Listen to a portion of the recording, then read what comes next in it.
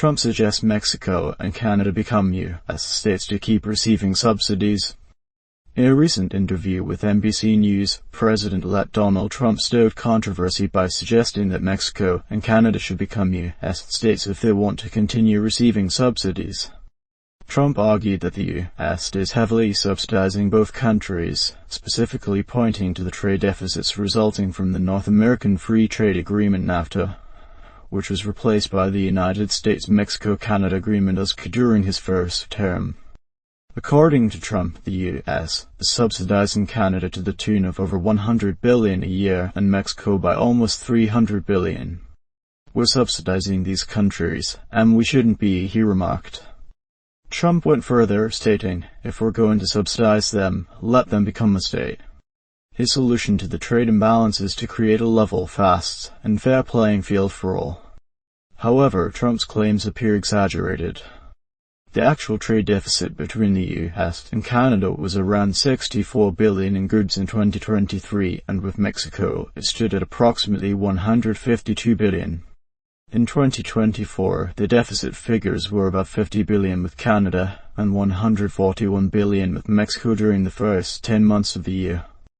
These comments sparked a strong response from Mexican President Claudia Sheinbaum.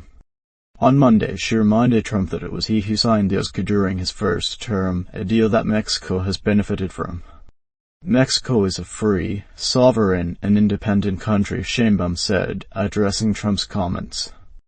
She explained that the subsidy Trump referred to likely stemmed from Mexico's rising exports to the U.S., which now surpass its imports from the U.S.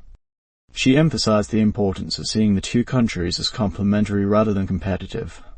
Sheinbaum's remarks came after Trump threatened to impose a 25% tariff on all Mexican and Canadian exports on his first day in office. Trump justified this move not by trade imbalances, but by concerns about illegal migration and drugs crossing the U.S. border via these countries. Mexican officials have already responded by reinforcing their efforts to prevent migrant caravans from reaching the U.S.-Mexico border. Sheinbaum stressed that Mexico has a strategy in place to manage the issue and prevent such caravans from reaching the U.S. northern border. In response to the tariff threats, Canadian Prime Minister Justin Trudeau rushed to Mar-a-Lago to meet with Trump. However, Trump mocked their meeting by referring to Trudeau as the governor of the great state of Canada. This satirical remark highlighted the tensions surrounding the trade and migration issues that are central to Trump's platform. Trump's proposed tariffs could significantly affect the economies of all three countries, raising the price of goods for American consumers.